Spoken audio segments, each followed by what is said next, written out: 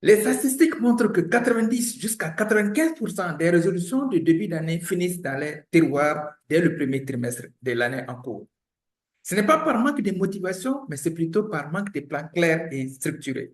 Dans cette présentation, je vais te parler des stratégies éprouvées et des plans que les gens à succès suivent et qui font qu'ils atteignent leur objectif à 90, voire 95%.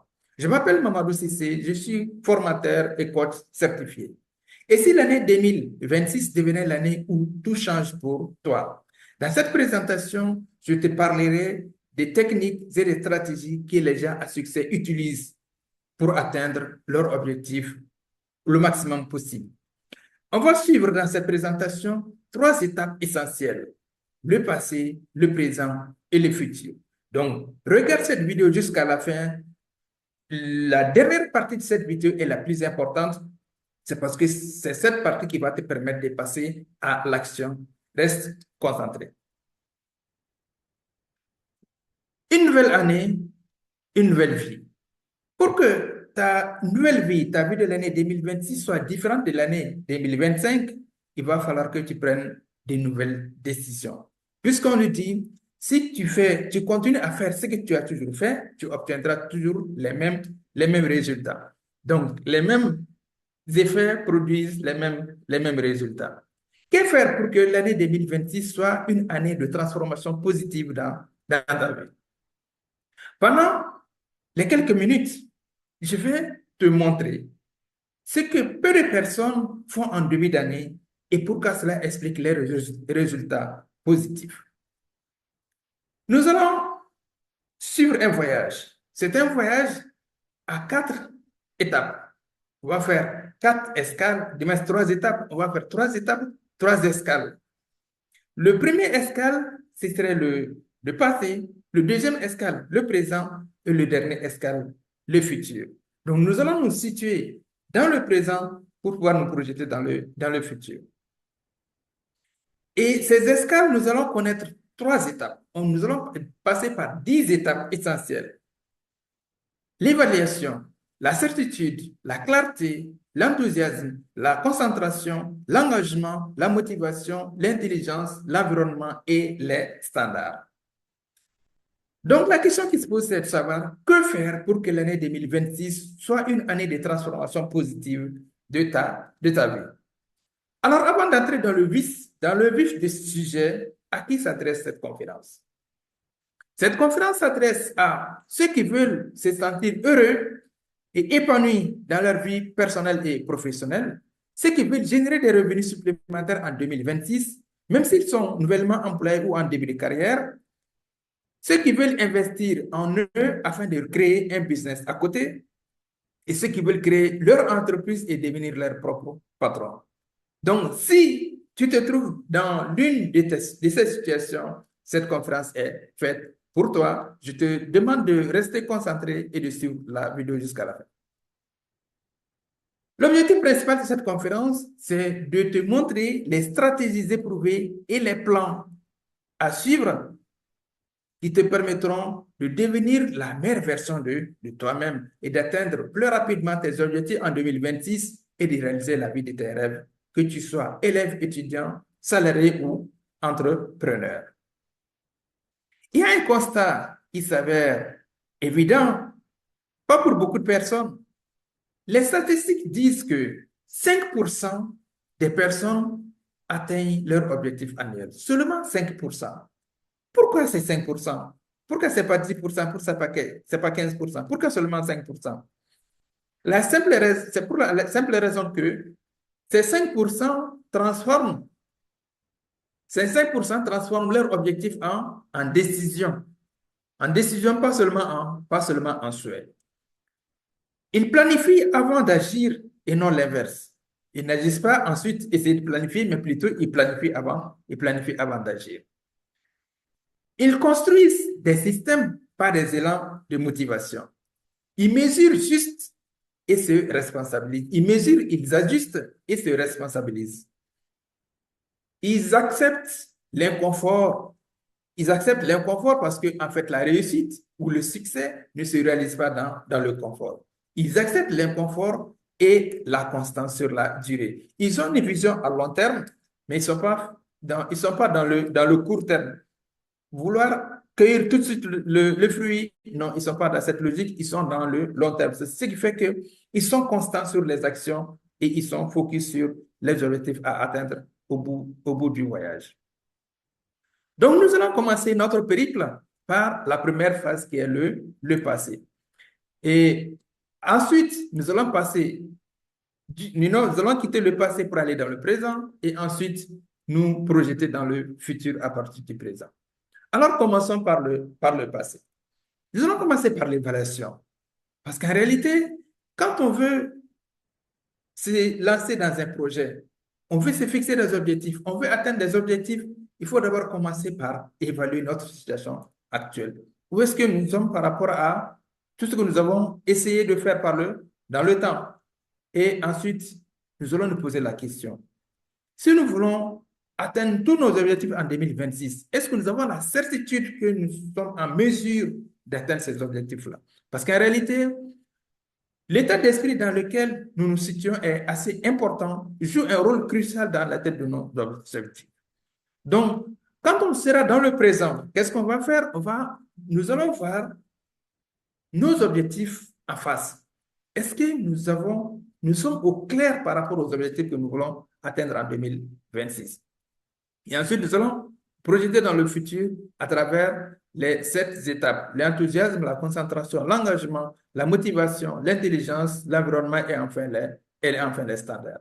Commençons par la première phase ou le premier escale du voyage, le passé. Quand on regarde le passé, ça c'est une partie de notre vie qu'on ne peut pas changer. Mais qu'est-ce que nous pouvons faire? Nous devons tirer les leçons de notre passé pour pouvoir nous projeter dans le futur, à travers le présent. Nous allons faire un premier exercice, c'est ce qu'on appelle, dans la phase évaluation, on va faire un premier exercice. Il s'agit de faire la liste des choses positives que nous avons connues dans le passé, que ce soit l'année dernière, 2025 ou 2024. Posons-nous tranquillement et disons-nous, quelles sont les choses positives que nous avons connues les années passées? Quelles sont les choses négatives également que nous avons connues? Quelles sont les situations négatives que nous avons traversées par le passé? Et ensuite, quelles sont les décisions positives, fermes et courageuses que nous avons prises pendant ces dernières années? Et c'est des décisions, bien sûr, qui ont été suivies d'actions concrètes. Donc, nous devons faire cette évaluation avant de nous asseoir pour commencer à planifier. Et cela va nous amener toujours à la deuxième étape, la certitude ou la conviction. Nous avons fait une première évaluation. Nous avons vu tout ce qu'on a connu dans les années passées, ce ne sont pas seulement des choses négatives, ce ne sont pas aussi seulement des choses positives.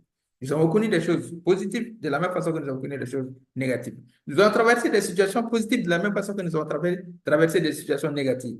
Nous avons pris des décisions qui n'ont pas été peut-être en notre faveur, mais nous avons aussi pris d'autres décisions qui ont fait un shift, qui nous ont amené à faire un shift dans notre transformation. Donc, nous allons passer à la deuxième étape, qui est la conviction, la certitude ou la conviction. À cette phase, nous devons nous poser la question, est-ce que vous êtes sûr et certain que vous pouvez atteindre vos objectifs? Est-ce que tu es sûr et certain que tu peux atteindre tes objectifs?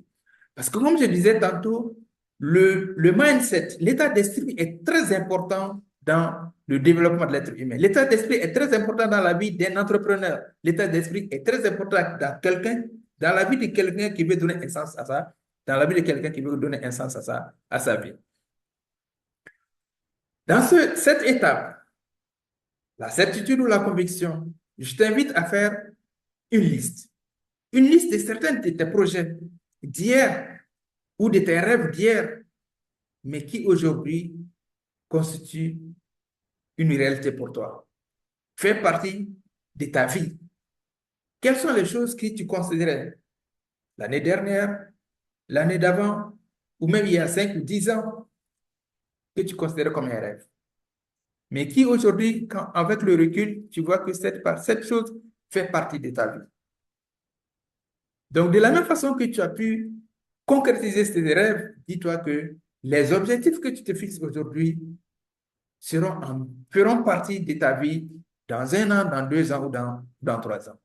Dans cette liste, encercle 2 ou 3 choses dont l'exécution a été extrêmement difficile.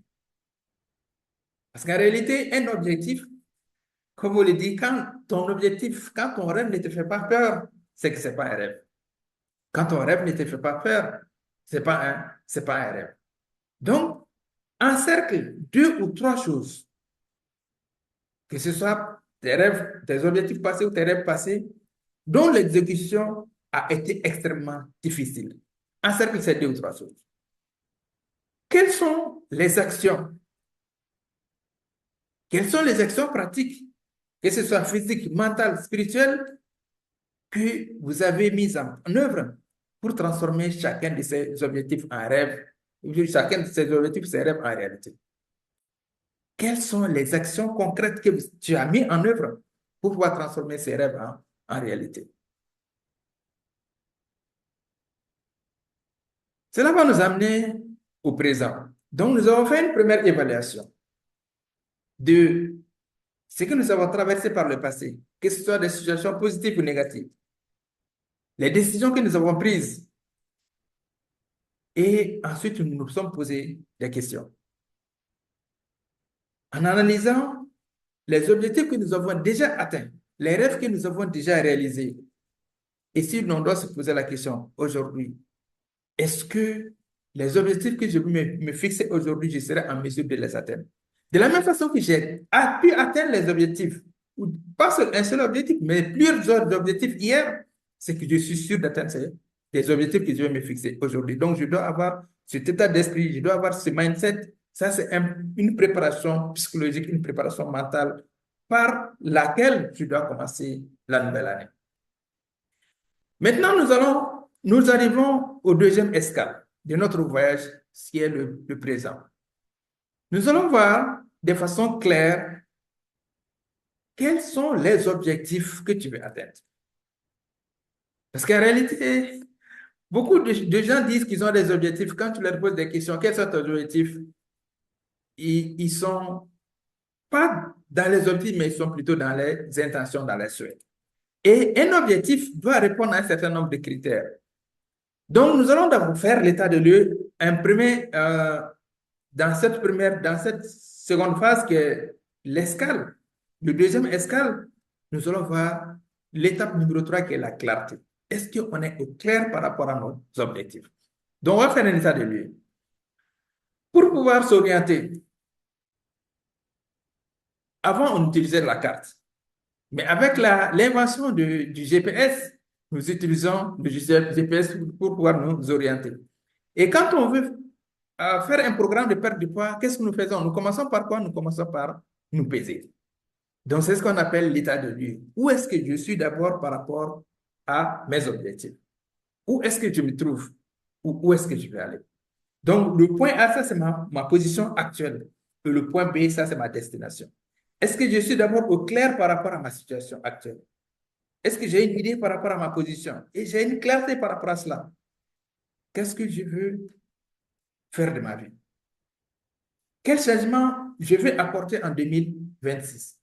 Donc, ce sont des questions que chacun d'entre vous doit se poser. Donc, pose-toi cette question. Où est-ce que je suis actuellement? Où est-ce que tu es actuellement? Et où est-ce que tu veux te rendre en 2026? Ce que tu dois savoir, c'est que il ne s'agit pas de te comparer à quelqu'un d'autre. Il s'agit de ce que tu as fait jusque-là, ce que tu as continué à faire dans ta vie jusque-là, et ce que tu es capable de faire. Parce qu'en réalité, beaucoup de gens, beaucoup de personnes ont un potentiel extraordinaire, mais peu de personnes exploitent le plein potentiel. Donc, l'objectif ici, dans cette présentation, c'est de t'aider à exploiter ton potentiel le maximum possible. Donc, dans cette phase, la phase de la clarté, nous allons parler de ce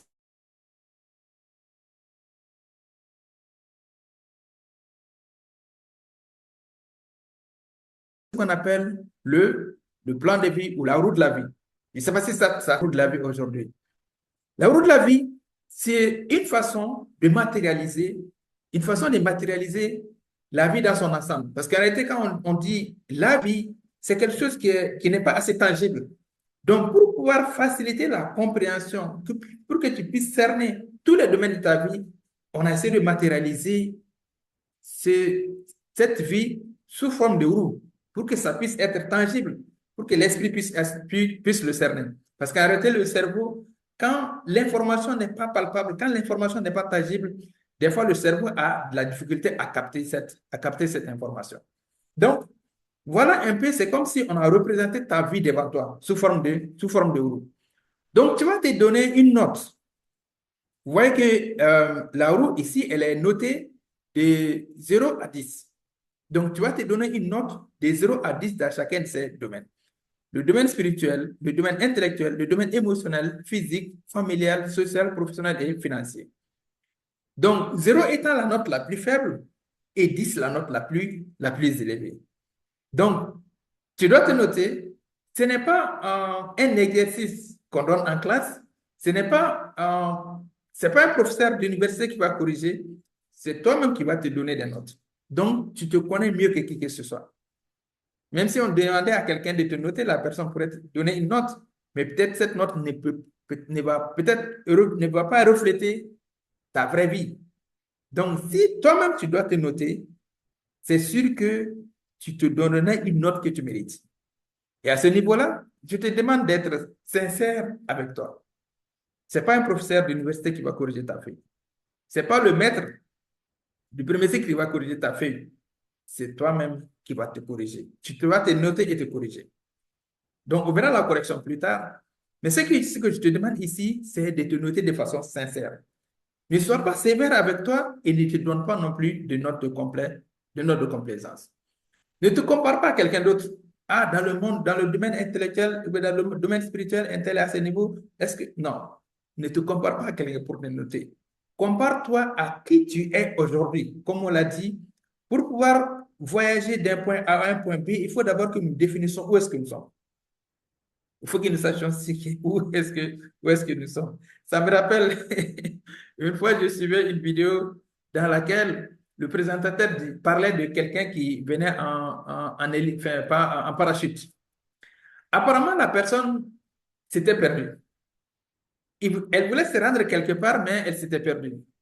Quand elle a vu une dame, elle s'est rapprochée de cette dame et lui a demandé, euh, je vais me rendre à tel endroit. Où est-ce que vous êtes? D'abord, elle a dit à la dame, où est-ce que vous êtes?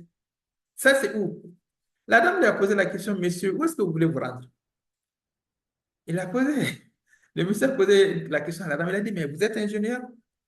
La dame dit, pourquoi vous posez cette question? Ah, il dit, votre façon de poser la question montre que vous êtes ingénieur. La dame lui a dit, mais qu'est-ce qui vous fait dire ça? Parce que vous, en venant ici, pour que je puisse vous guider, il faut que je sache où est-ce que vous voulez aller. Donc, la façon d'interagir avec la dame a fait que la dame s'est emportée. Elle a dit, mais monsieur, au lieu de vous en prendre à moi, vous étiez perdu avant d'arriver ici. Est-ce que ce ne sont pas mes questions qui vont faire que vous n'allez pas retrouver votre destination? Vous étiez perdu avant d'arriver ici. Donc, il faudrait que je sache où est-ce que vous voulez aller pour que je vous oriente. Ici, on est à tel endroit. Et pour que je puisse vous dire où est-ce que vous voulez aller, il faut que je vous dise, on est à tel endroit, prenez telle trajectoire, prenez telle voie. Donc, la première des choses, c'est qu'il faut que vous sachiez, quand vous voulez vous fixer des objectifs, il faut que vous sachiez d'abord où est-ce que vous êtes exactement dans votre vie. Vous êtes à quel niveau par rapport à votre vie. Et comme je disais tantôt, la question n'est pas ce que vous voulez exactement, mais il s'agit de ce que vous avez déjà fait par le passé et ce que vous êtes capable de faire. Parce que le problème, c'est que certains se fixent des petits objectifs pour pouvoir les atteindre et s'abrutir par la suite. Alors qu'ils sont capables de faire peut-être 10 fois plus que ça. Donc, mais ils minimisent leur capacité. Donc ici, vous allez voir, Ce qu'on appelle le monde, la première partie ou la partie droite, quand on prend la roue de la vie, on la divise en deux parties. Vous allez voir une partie droite et une partie gauche. La partie droite ici représente votre monde intérieur, votre victoire intérieure. Ça représente qui vous êtes, votre personne, votre miroir intérieur. Alors, chacun d'entre nous entretient un monologue, ce qu'on appelle un discours intérieur, ce qu'on appelle notre monologue. Chacun d'entre nous entretient un monologue. Quel est le genre de discours que tu entretiens? Quel est le genre de message que tu t'envoies? Est-ce que tu te dis, comme celui-là, ce monsieur, il est en train de se parler, pourquoi est-ce que je me sens si perdu alors que je devrais être en train d'avancer? Est-ce que tu te poses ce genre de questions? Ou bien tu te motives quand tu te parles? Les recherches disent que il y a environ 60 000 jusqu'à 70 000 informations ou pensées qui passent par notre tête de façon journalière. Chacun d'entre nous se parle intérieurement.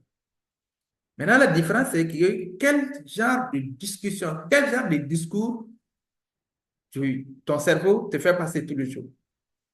Donc, ce discours, ce monologue intérieur, il vient par défaut. Ces pensées viennent par défaut. Donc, c'est à toi de personnaliser ces discours ou ces pensées.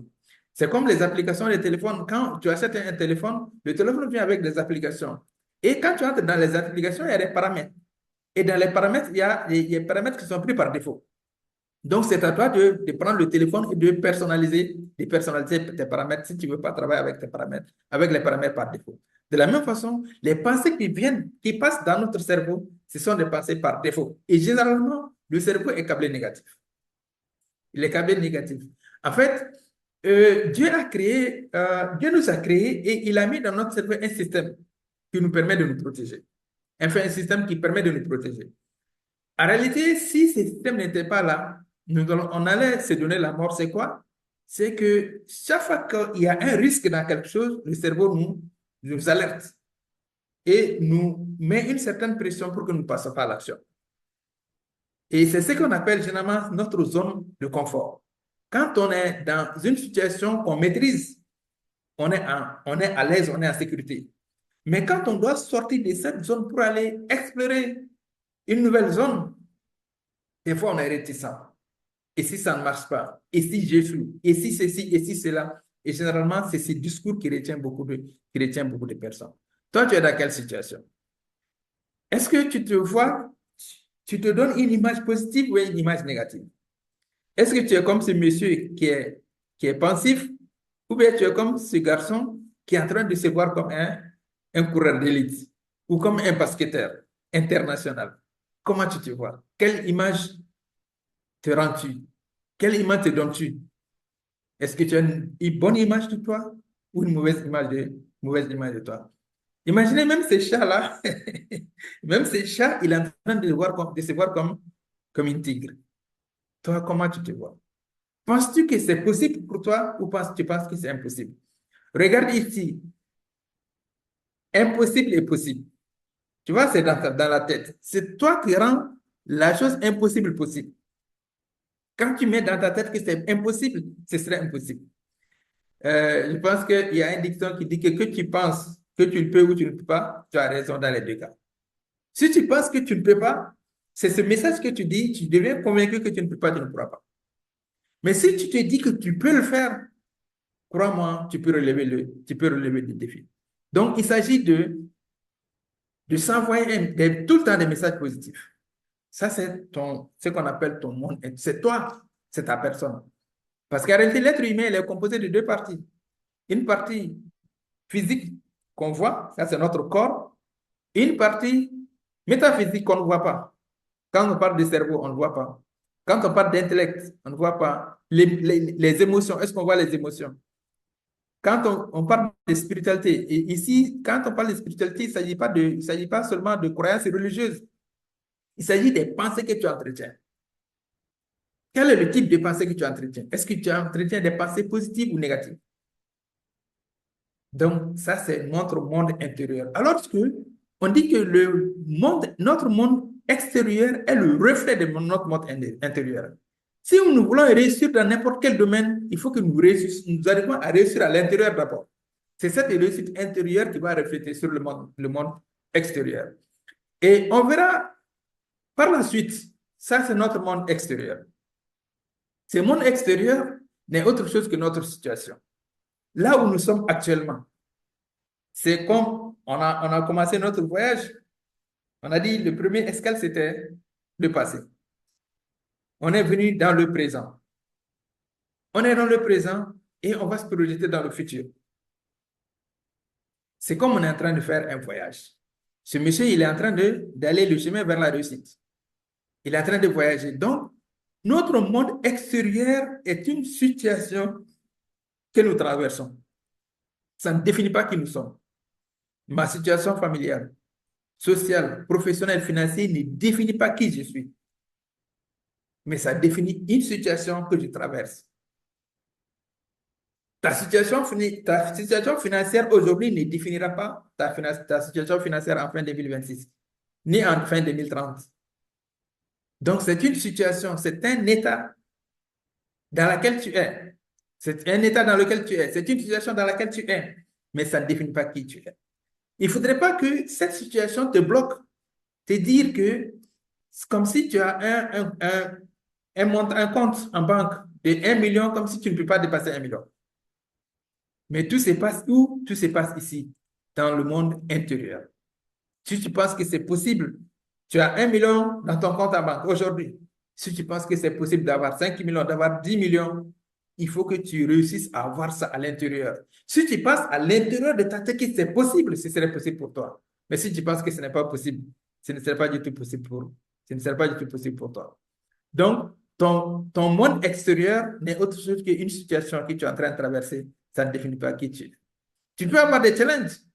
Tu peux traverser des moments difficiles, mais ça ne définit pas qui tu es. Tu peux toujours changer la tendance en travaillant sur ton monde intérieur. Voilà, regardez cet alpiniste, il s'accroche. Est-ce qu'il va y arriver? Mais le plus important, c'est ce qui se passe dans sa tête. S'il est convaincu, il est sûr et convaincu qu'il peut y arriver, il va y arriver. Tu vois, c'est comme Napoléon Hill dit dans son livre, réfléchissez et devenez riche. Il a dit, réfléchissez, dans d'autres, ils ont dit, pensez et devenez riche. Think and grow rich. Tout se passe dans la pensée. Quand tu veux devenir riche, c'est dans la pensée. Et quand tu veux rester pauvre aussi, c'est dans la pensée. Parce que quand tu es câblé, pensée négative, tu vas rester négatif. Quand tu es câblé positif, ta vie va être positive. Ta vie va être positive. Donc ici, c'est un exercice. Vous vous êtes donné des notes de 0 à 10 dans chaque domaine. Maintenant, la question qui se pose, c'est de savoir, dans le domaine spirituel, je suis où? J'ai eu quelle note? Est-ce que c'est un 2? Est-ce que c'est un 3? Mais où est-ce que je veux être en fin d'année? Ou dans 5 ou 10 ans? Où est-ce que je vais être?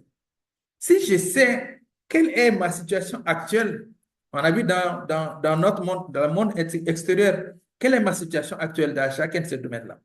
Quelle est ma situation actuelle? Et où est-ce que je vais être dans 1 an, 2 ans, 5, 10 ans? Donc maintenant, si je sais où est-ce que je vais être de façon claire, comme on a parlé de clarté, quelles sont les choses que je dois faire pour être à ce niveau-là? Je suis au point A. Aujourd'hui, je vais me rendre au point B.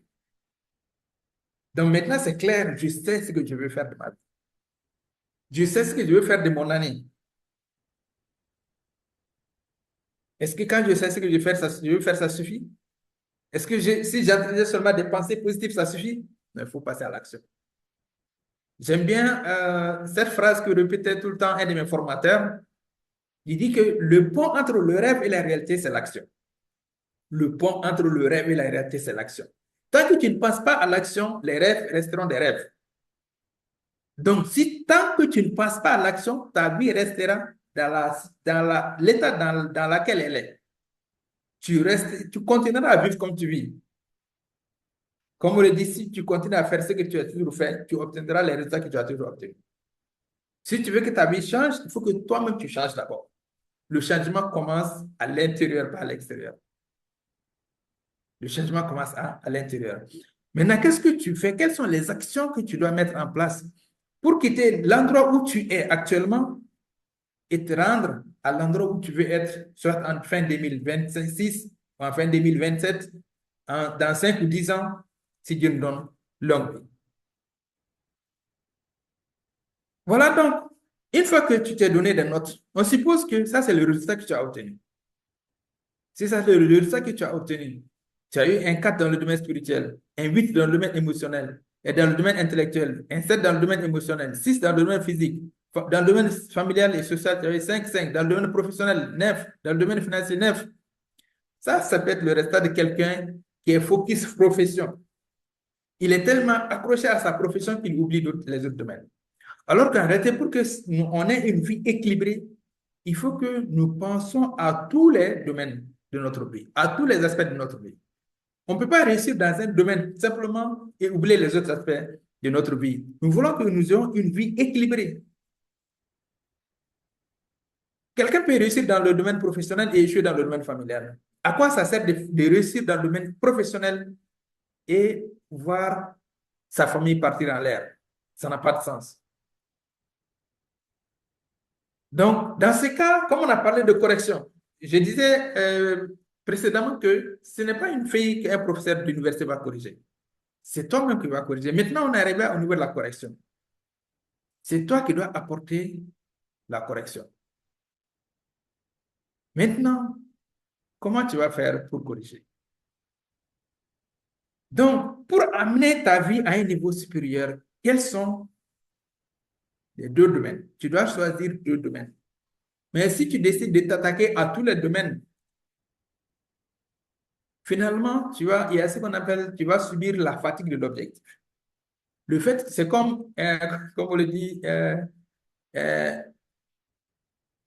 c'est comme un chien qui suit plusieurs gibiers à la fois. Peut-être qu'il y a une probabilité qu'il n'atteint aucun gibier. Mais s'il est focus, vous voyez, quand vous regardez souvent les documentaires, quand un lion ou bien une panthère suit les autres animaux dans la brousse, qu'est-ce qu'il fait? Il cible un seul et il le suit. C'est vrai que les autres vont, tout le monde va se disperser, mais il met son focus sur ce gibier-là. Donc, de la même façon, tu vas te concentrer sur un ou 2 domaines, au minimum. Au minimum 2, pas plus. Je vais dire au maximum 2, pas plus. Au maximum 2. Donc, quels sont les 2 domaines? Sinon, quel est le domaine sur lequel tu vas te concentrer? Concentrer tes efforts pendant les 3 à 6 premiers mois de l'année. On ne parle pas de toute l'année d'abord. Pendant les 3 janvier, février, mars, ou de janvier jusqu'à juin, quel est le domaine ou quels sont les 2 domaines dans lesquels tu vas concentrer tes efforts? Il faut les identifier. Une fois que tu identifies ces 2 domaines, tu dois te poser la question, j'ai besoin de quoi? Ou bien j'ai besoin de qui? Qu'est-ce que j'ai besoin de faire? Ou bien qui est-ce que j'ai besoin pour pouvoir créer le changement positif, le changement que je désire dans ma vie en 2026 et au-delà? Qu'est-ce que je dois faire? J'ai besoin de faire quoi exactement? Il faut que je le définisse. J'ai besoin de qui pour m'aider à faire ce que je dois faire? Pour m'aider à avoir ce changement positif dans ma vie. Et ensuite, tu dois commencer dès aujourd'hui.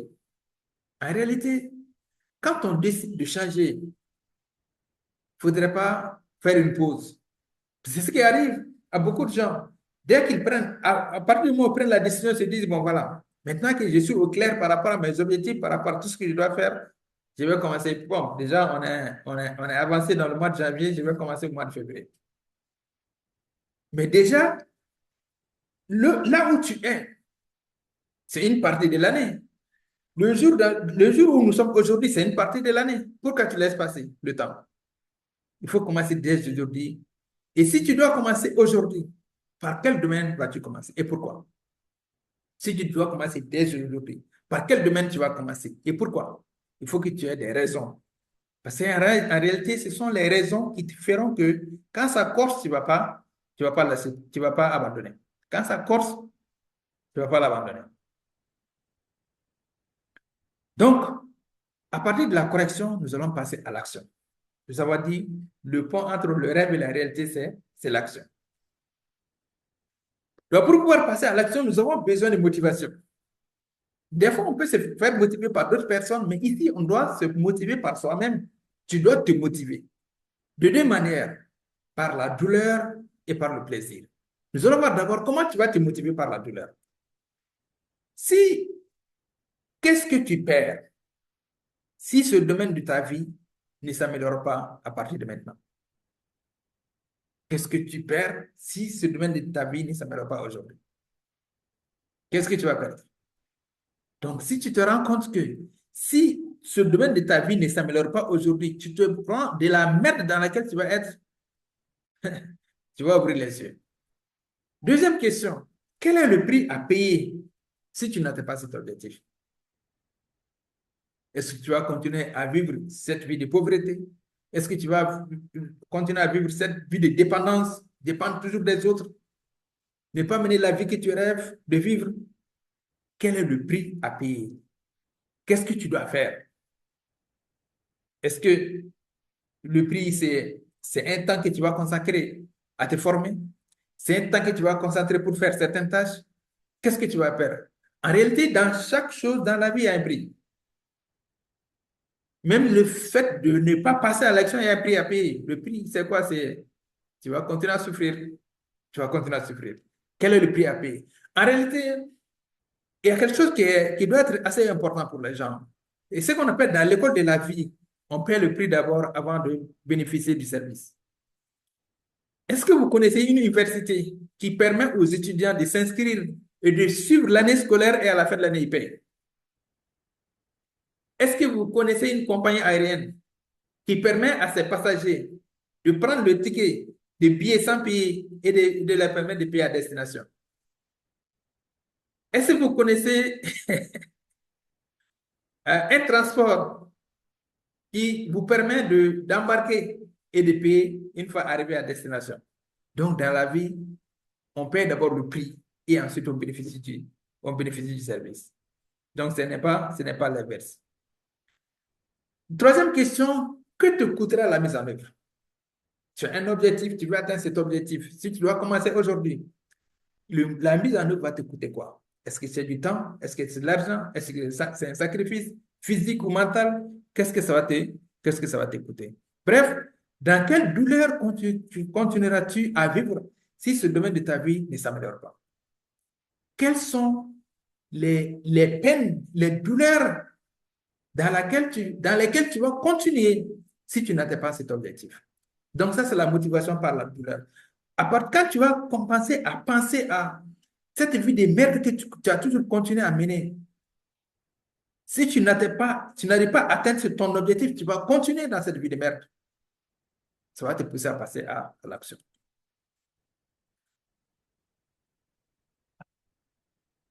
Toujours dans la clarté, on a parlé de motivation par la douleur, maintenant on va parler de motivation par le plaisir.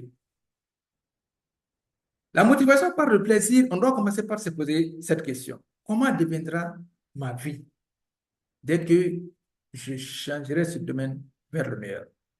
Comment deviendra ta vie dès que tu commences à changer ce domaine vers le meilleur? Comment sera ta vie? Quelle joie vas-tu connaître? Ce changement positif impactera ton énergie. Comment ce changement positif va impacter ton énergie, ton environnement, ton attitude, ton bonheur, ton enthousiasme? Comment ça va impacter? Comment tu vas te sentir quand tu vas atteindre cet objectif? Imagine, prends un temps, réfléchis, ferme tes yeux et visionne. Visionne-toi. Et avoir atteint, quand tu as atteint cet objectif, il faut te regarder. Comment tu te sens? Après avoir atteint cet objectif, comment tu te sens? La joie, le bonheur. Tu es dans ta famille. Tu as ton époux ou ton épouse autour de toi, tes enfants, tes proches. Tout le monde est dans la joie. Et qui c'est bon. d'atteindre cet objectif. Le fait même de sentir ça, ça crée une sensation positive chez toi. Donc, quand tu penses à ça, une fois que tu vas atteindre ton objectif, comment tu seras? Ça va te pousser à passer à l'action. C'est comme un étudiant qui doit passer un examen de fin d'année. Quand il pense à la télé, il pense au foot, il pense à toutes ces distractions, mais que quand il va continuer à s'adonner à ces distractions, il va échouer. Et quand il réfléchit le jour de la proclamation des résultats et qu'il il n'est pas parmi les admis, comment il va se sentir? Ça, c'est la motivation par la douleur. Il va se dire, non, il faut que je passe à l'action. Mais de la même façon, quand il va essayer de se motiver par le plaisir, il se dit, le jour où les résultats seront proclamés et qu'il va voir son nom, il va voir ses amis en train de le féliciter, ses proches, ses parents ses deux parents en train de le féliciter. Comment il va se sentir? Il est en train de sautiller. Ça donne même le sourire aux lèvres avant même le jour de l'examen. Donc, c'est ça ce qu'on appelle la motivation par la douleur et par le plaisir. Quel reflet sera le fait d'avoir atteint l'objectif? Quel reflet aura sur ta réussite, sur tes relations avec les autres personnes? Donc, toujours dans la clarté, qu'est-ce qui va empêcher, qu'est-ce qui vous a empêché d'apporter ces éléments positifs par le passé? Si jusque-là, tu n'as pas atteint l'objectif que tu veux atteindre, qu'est-ce qui t'a empêché de l'atteindre? Est-ce que c'est un problème de clarté? Quel est l'objectif qui s'est érigé entre ton objectif et toi? Donc, pose-toi toutes ces questions. Quelles sont les excuses que tu te donnais avant pour te maintenir dans cette situation? Tu es dans cette situation depuis combien d'années? Et qu'est-ce qui fait que tu as perdu dans cette situation? Quelles sont les excuses que tu te donnais pour te maintenir dans cette situation? En réalité, il ne s'agit pas du nombre d'excuses, mais il s'agit du poids de l'excuse. Même si c'est une seule excuse, est-ce que c'est une excuse qui vaut la peine? Donc, cela va nous amener à une dernière question qu'on doit se poser. Est-ce que tu es prêt à t'engager maintenant pour amener ta vie à un niveau supérieur? Est-ce que tu es prêt à t'engager maintenant pour amener ta vie à un niveau supérieur? Si tu n'es pas prêt à t'engager, je pense que le reste de cette présentation ne te servira à rien. Le reste de cette présentation ne te servira à rien. Est-ce que tu es prêt à faire de sorte que cette année soit différente des autres années? Est-ce que tu es prêt à faire de sorte que cette année soit différente des autres années? Donc, si tu n'es pas prêt à t'engager, c'est que tu peux arrêter de regarder cette vidéo aujourd'hui. Maintenant. Maintenant. Parce que le reste de la présentation ne va pas te servir. Maintenant, nous avons passé par deux escales, le passé et le présent. Nous allons maintenant nous projeter dans le futur. Puisque le futur n'est pas encore arrivé, on ne peut pas être dans le futur, mais on se projette. C'est ce qu'on appelle l'ingénierie inversée. C'est comme un architecte qui fait une conception pour toi. Tu veux construire une maison. La maison n'est pas encore construite. Mais si tu veux construire une maison, tu dois faire un plan.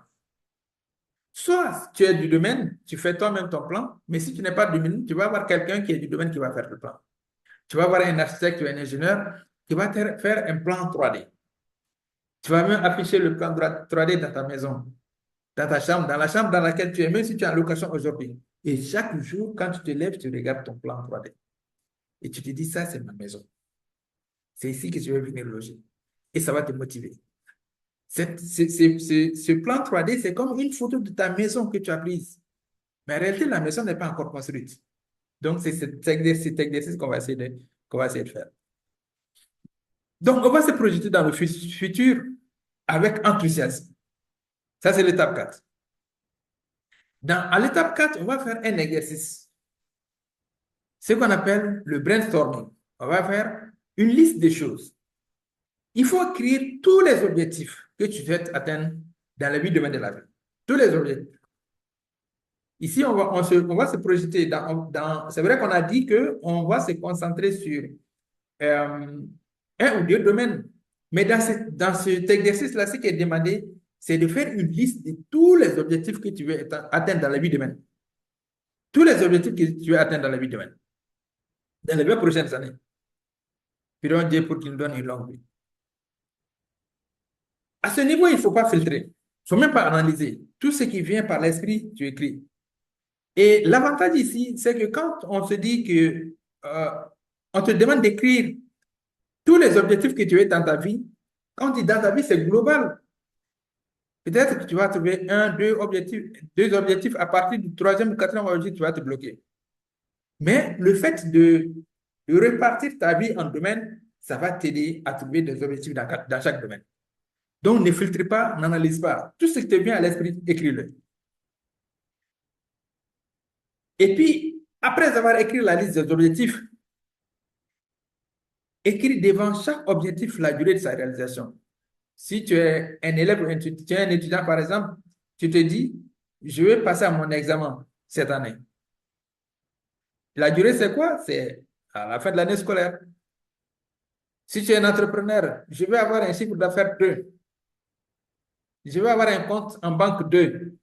À partir de quelle date? Écrire la date. Si c'est le 30 juin, le 15 août, le 31 décembre, écrire la date devant. Maintenant, à partir du brainstorming, on va faire ce qu'on appelle la planification. La réflexion et la planification. La réflexion et la planification, étape 5, c'est la concentration. On va être à ce niveau-là, on était dans la liste, dans la globalisation. À l'étape 4, on va être quoi? Dans la priorisation. On va se concentrer sur un domaine. Un ou deux domaines, pas plus.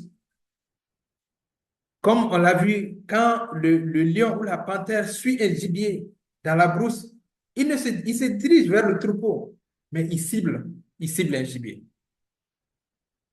Donc, à partir de ta liste d'objectifs, la liste d'objectifs précédents que tu as fait dans les 8 domaines, à partir de cette liste, tu entoures 4 principaux objectifs pour l'année. Seulement 4. 4. Seulement 4. Et applique la règle de 80-20. J'imagine que tu connais déjà la règle de 80-20 ou le principe de Pareto, qui dit que 80% de nos résultats sont produits par 20% de nos actions. 80% de nos résultats sont produits par 20% de nos actions. Donc, il faut faire la liste des domaines prioritaires et ensuite la liste des objectifs prioritaires. Dans les 8 domaines, comme on a dit, tu dois te concentrer sur un ou deux domaines. J'imagine que tu as déjà défini quel est le domaine dans lequel tu vas te concentrer. Ensuite, tu vas aussi, ça va être un domaine prioritaire. Comment tu choisis le domaine dans lequel tu vas te concentrer? Il s'agit d'un domaine dans lequel, en appliquant le principe de Pareto ou la règle de 80-20, il s'agit d'un domaine qui, lorsque ce domaine s'améliore, ta vie sera améliorée à 80%. Lorsque ce domaine ou ces deux domaines s'améliorent, il y aura une amélioration positive dans ta vie à 80%. Donc, les objectifs prioritaires également, ce sont des objectifs, lorsque tu arrives à les atteindre, ça va apporter un changement positif dans ce domaine. Donc, c'est comme ça qu'il faut faire la planification. Donc, c'est pourquoi je disais au début de la présentation, la plupart des résolutions de début d'année finissent dans les tiroirs parce qu'il n'y a pas une stratégie derrière. Il n'y a pas un plan structuré derrière. Les gens sont motivés au début de l'année. Mais qu'est-ce qui fait que les résolutions ne continuent pas? Parce que ces résolutions ne sont pas basées sur des principes. Ce ne sont pas basées sur ces systèmes qui sont scalables, qui sont reproductibles. Il n'y a pas une stratégie claire, il n'y a pas une structure claire. Et voilà comment il faut planifier son année. Alors, quelles sont les choses sur lesquelles tu dois te concentrer ou concentrer ton énergie, tes efforts et tous tes centres d'intérêt? Les actions, on a vu au niveau de la roue de la vie. Après l'évaluation, tu as eu une note dans un domaine donné. Si tu veux quitter ce domaine, tu as eu un 5 par exemple ou un 4, tu veux avoir un 9 ou un 10. Quelles sont les choses que tu dois faire pour avoir 10? Quelles sont les actions que tu dois faire pour avoir 10? Donc, une fois que tu clarifies ça, Tu dois être focus sur ces actions-là. Tout ce qui n'entre pas dans ça, tu le mets à l'écart. Donc, euh, toujours dans la réflexion et la planification, on va voir l'étape 4, c'est l'engagement. Nous avons dit, il y a un moment que celui qui n'est pas prêt à s'engager, le reste de la présentation ne va pas l'intéresser. Donc, on va faire exercice numéro 5, la liste des top objectifs. La liste des top objectifs. Donc, on est déjà dans la priorisation, la concentration et la priorisation. Qu'est-ce que tu dois prioriser? Donc, tu dois écrire maintenant sur une feuille chacun de tes objectifs principaux. On a fait une liste globale des objectifs. Mais tout ce qui n'est pas dans les 20% des objectifs qui nous permettent d'atteindre 80%, qui nous permettent d'améliorer notre vie à 80%, on les laisse tomber, on les met à l'écart. On est focus seulement sur les objectifs qui nous permettent d'apporter une amélioration dans notre vie à 80%. Est-ce qu'on est ensemble? Donc, concentre-toi sur tes objectifs. Des objectifs qui permettent, lorsque tu les atteins, te permettent d'améliorer ta vie à 80%. Donc, il faut faire une liste. Et tes objectifs, c'est ce qu'on appelle les top objectifs. Et en bas de la liste, les raisons pour lesquelles il est nécessaire et indispensable de les atteindre. Une chose est de déterminer les objectifs à atteindre. Une autre chose est de déterminer les raisons pour lesquelles tu vas atteindre cet objectif. C'est ça qu'on appelle la motivation. Quelles sont tes motivations? Pourquoi tu veux atteindre cet objectif? Il y a quelles raisons derrière? Je disais que pour les excuses, ce n'est pas l'important, c'est pas de faire la liste, mais l'important, c'est le poids. Ici aussi, l'important, c'est pas de faire une liste des raisons, mais quelle est la raison qui pèse le plus? Quelle est la raison qui pèse le plus? Tu peux dire, par exemple, quand tu n'arrives pas, tu es salarié, tu veux te lancer dans l'entrepreneuriat. Tu n'arrives pas à te lancer dans l'entrepreneuriat, tu vas toujours dépendre de ton salaire. Tu vas toujours dépendre de quelqu'un. C'est quelqu'un d'autre qui va toujours gérer ton temps. Voilà les raisons pour lesquelles tu veux quitter le salariat pour l'entrepreneuriat. Il faut que ce soit des raisons qui sont des raisons dures, des raisons solides, qui quand tu penses à ça, souvent la nuit, tu te lèves parce que ça te tire du lit. Ça fait que tu n'arrives plus à dormir tellement que tu tiens à ça. C'est ça une raison valable.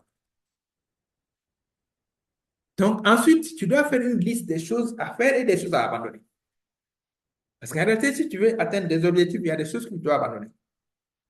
Il y a des choses que tu dois abandonner, il y a des choses que tu dois faire. Quelles sont les choses que tu dois désormais abandonner? Des choses qui doivent disparaître de ta vie et les choses qui doivent entrer dans ta vie. Donc, il faut toujours continuer à te motiver par ce qu'on appelle le bonheur et le malheur, la douleur et le plaisir, la douleur et le plaisir.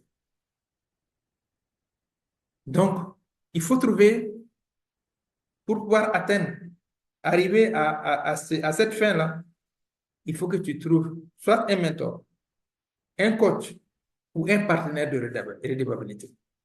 Parce qu'en réalité, comme on le dit, on ne réinvente pas la roue. Tout ce que tu veux faire, il y a quelqu'un d'autre qui l'a déjà fait. Il y a quelqu'un d'autre qui l'a déjà fait. Donc, s'il y a quelqu'un d'autre qui l'a déjà fait, il faut que tu cherches à avoir ce qu'on appelle des raccourcis.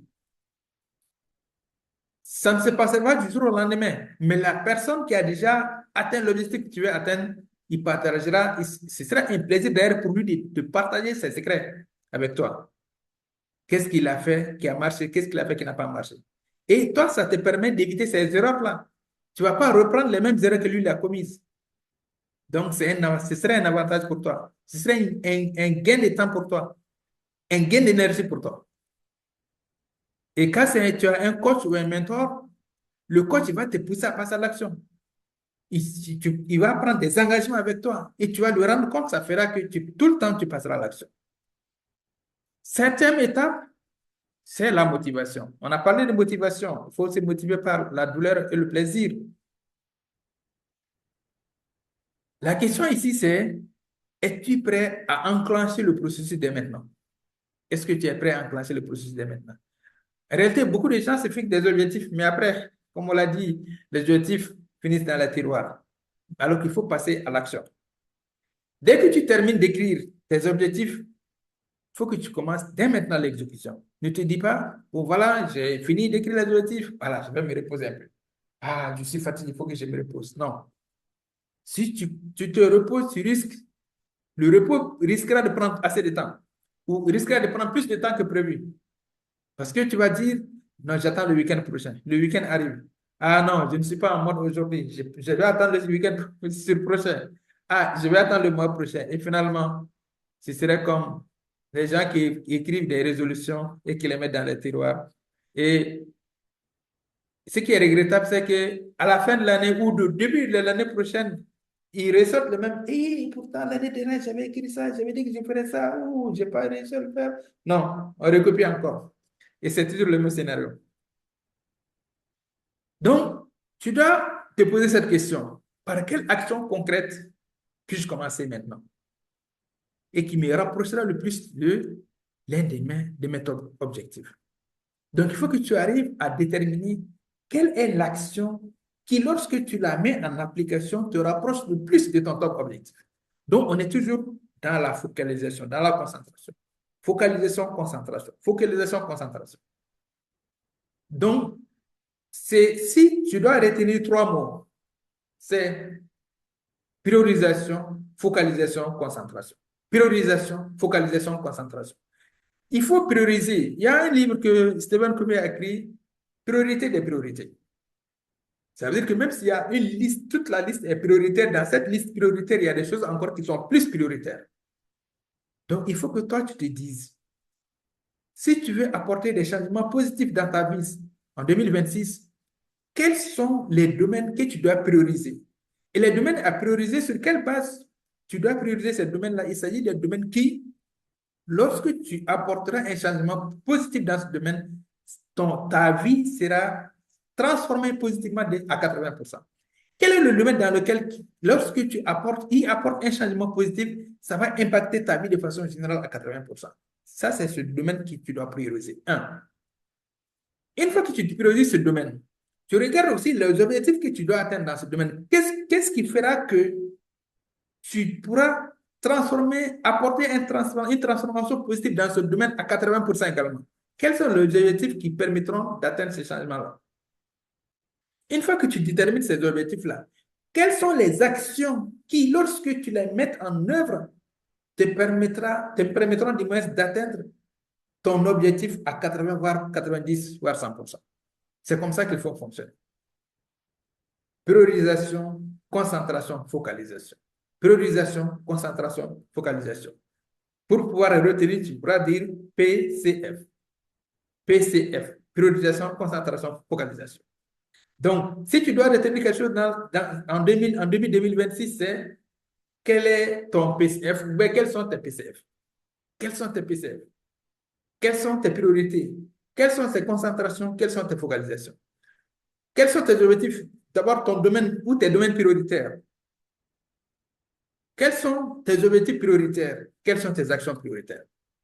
Une fois que tu les définisses, c'est sur ça seulement que tu vas te concentrer. Tout ce qui n'est pas ça, mets-le à côté. C'est sur ça que tu vas porter ton focus. Tout ce qui n'est pas ça, mais tu le mets à côté. Donc, on va arriver à l'objectif, à l'étape 8, qui est l'objectif SMART. C'est vrai que quand on se fixe des objectifs, des fois, on est tellement ambitieux qu'on ne prend pas le soin de définir le type d'objectif qu'on veut atteindre. Il y a un certain nombre de critères qu'un objectif doit avoir pour qu'il puisse être appelé objectif. L'objectif, le premier critère, c'est l'objectif doit être SMART. L'objectif doit être SMART. Il y a un principe en gestion qui dit que ce que tu ne peux pas mesurer, tu ne peux pas le gérer. Ce que tu ne peux pas mesurer, tu ne peux pas gérer. Donc, l'objectif doit être SMART. SMART, c'est mesurable, c'est spécifique, mesurable, atteignable, réaliste et temporel.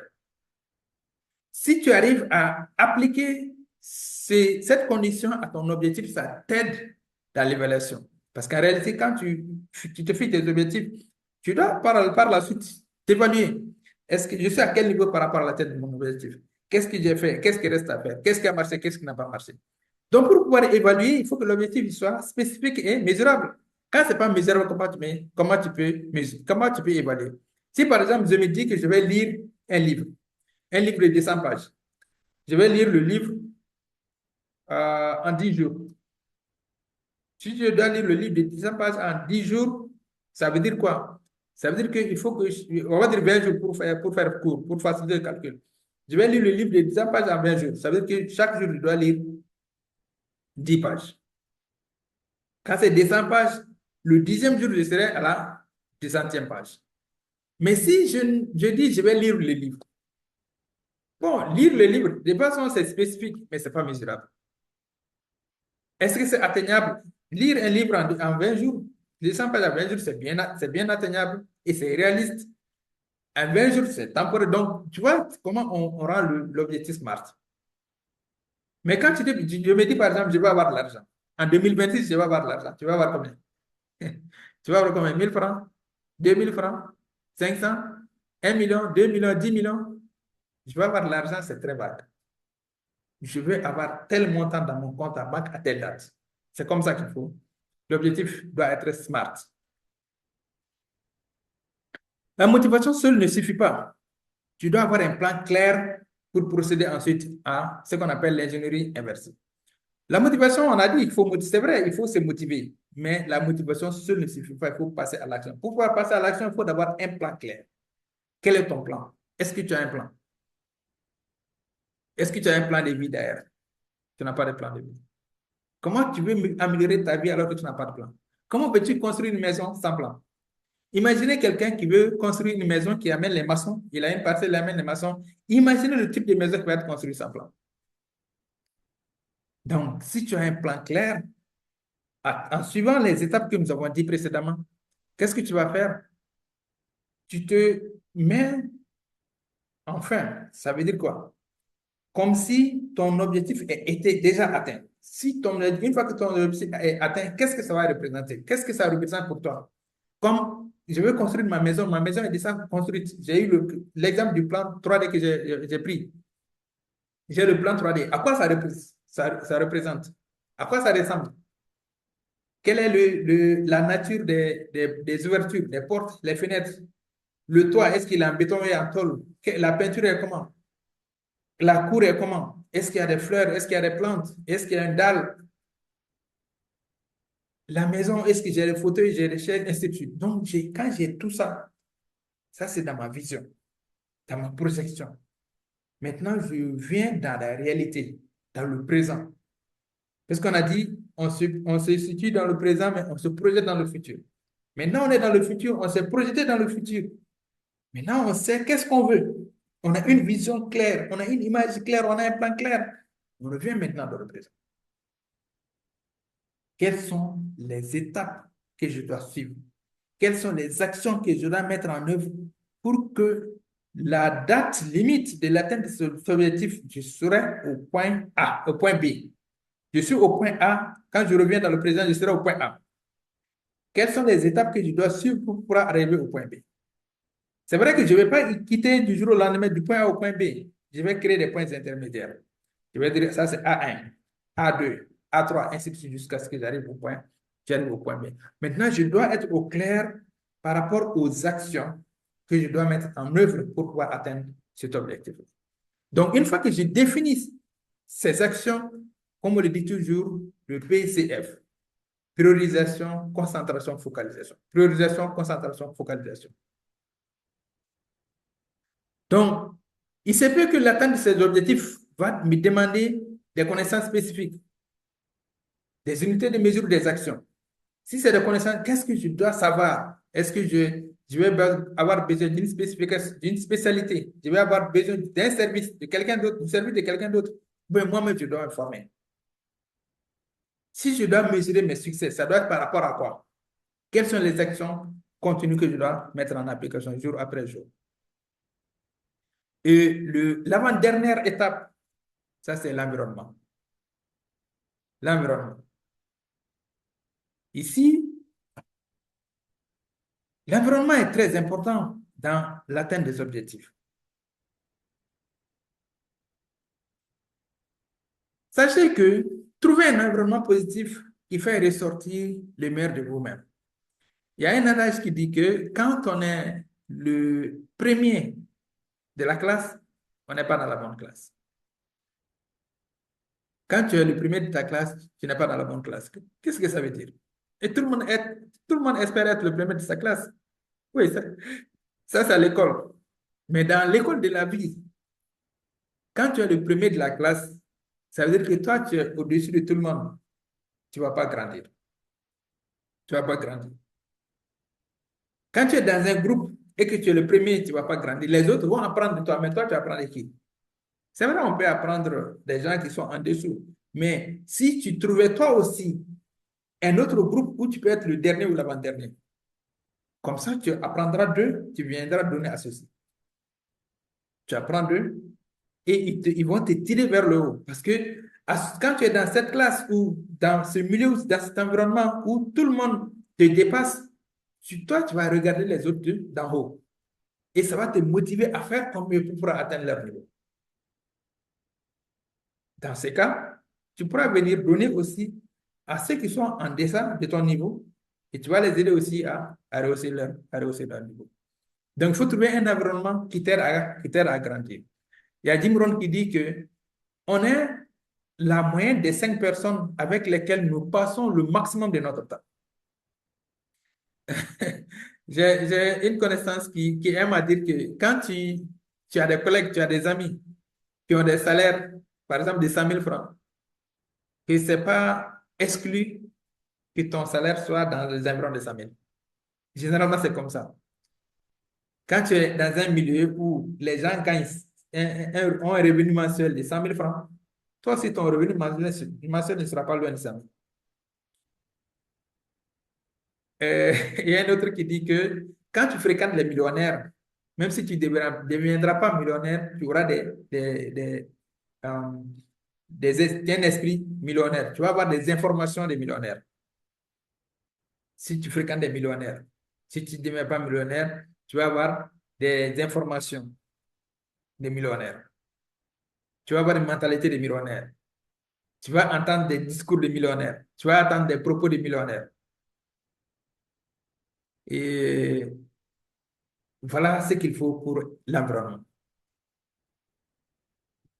Si vous conduisez une voiture conçue pour le sable dans une zone montagneuse, est-ce que cette voiture va donner ses meilleures performances? Je pense que la réponse est non. De la même façon, quand tu es dans un milieu où, en fait, les gens sont censés être à un top niveau, mais ils sont ici. Quand tu es là-bas, même si tu as un potentiel très élevé, tu n'auras pas tendance à déployer ton potentiel. C'est comme un joueur international qui vient jouer dans un match de quartier. Il va juste faire semblant de jouer avec eux, mais il ne pourra pas sortir tout son arsenal de matchs à l'international. C'est la même chose. Donc, vous devez choisir un bon environnement. Et si vous jugez un poisson à sa capacité à grimper aux arbres, il se croira toute sa vie qu'il est stupide.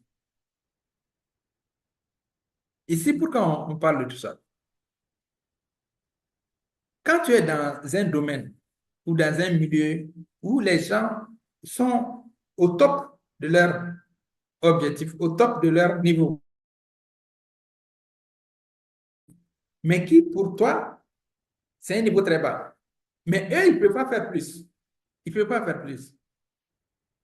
Quand tu vas rester dans ce milieu-là, tu auras tendance à perdre tes compétences. Mais ce que tu dois faire, tu dois savoir que tu as une compétence, tu as un potentiel. Mets-toi dans un milieu où peux déployer ce potentiel-là. Parce que le poisson, son potentiel, quand c'est dans l'eau qu'il peut déployer ses ailes. Il peut déployer le maximum de son potentiel. Mais quand il sort de cet environnement, il ne peut pas. Quoi qu'il arrive, il ne peut pas. Donc, il faut trouver un environnement dans lequel tu peux déployer tes ailes. Donc, c'est ça qui va t'amener à élever tes standards. Parce qu'au lieu que tu te contentes du peu, tu vas élever tes standards. Donc, chacun sait quels sont les standards qu'il peut se fixer. Donc, quand tu changes de milieu, tu trouves un environnement qui est favorable à ton développement, à ta croissance, tu vas vraiment déployer tes ailes. Donc, il s'agit de donner ce que l'on attend de toi. Donner plus que ce qu'on attend de toi. Et ce qui est sûr, tu vas recevoir un retour. Quand tu donnes, tu vas recevoir. C'est pourquoi on dit que pour pouvoir recevoir, il faut donner d'abord. Pour recevoir, il faut donner d'abord. Il faut avoir ces slogans. Mes ambitions dépassent le sommet. Mes ambitions dépassent le sommet. Souviens-toi toujours que ta vie est ton livre. Alors tu dois choisir son introduction, son développement et sa conclusion. Et puis, tu dois écrire ce livre-là de tes propres mains. Parce que c'est toi l'auteur. Si tu veux écrire ton histoire, tu ne dois pas donner l'histoire à quelqu'un d'autre. Tu dois écrire ta propre histoire. Tu ne dois pas donner l'histoire à quelqu'un d'autre. Le chemin vers le sommet a été emprunté par beaucoup de personnes. Certains ont échoué, mais d'autres, malgré les obstacles, ont atteint le sommet. Ça veut dire que le sommet, il est atteignable. Il faut que tu te dises, moi, mon nom doit figurer parmi la liste de ceux qui ont atteint le sommet, pas ceux qui ont échoué, ceux qui ont abandonné. Donc, si tu dois voler avec les aigles, tu dois cesser de traîner avec les dindons. Voilà des slogans, des mantras avec lesquels tu dois te motiver jour après jour. Celui qui a un début, celui qui commence par des épreuves difficiles connaîtra une fin élégante. Il y a un autre adage qui dit que ce sont les difficultés qui forgent les hommes, qui forment les hommes. Il ne faut pas avoir peur de rencontrer des difficultés. Soyez cet homme dont une fois parti, on dira quel impact il a laissé. Sois cet homme. Une fois parti, on dira de lui quel impact il a laissé. Voilà, voici sa trace. Il a fait ceci, il a fait cela, il a réalisé ceci, il a réalisé cela. Comment tu vas te sentir quand tu verras tes réalisations derrière toi? Le plus important n'est pas d'où tu vas. Le plus important n'est pas d'où tu viens. Le plus important, n'est pas d'où tu viens, mais où tu vas.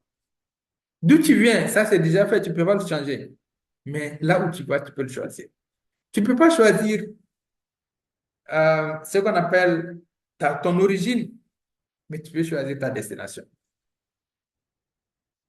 Ne regarde pas en arrière, car tu n'es pas en train d'aller dans ce sens. Tu n'es pas en train d'aller dans cette direction. Regarde un conducteur qui essaie de regarder dans le rétroviseur.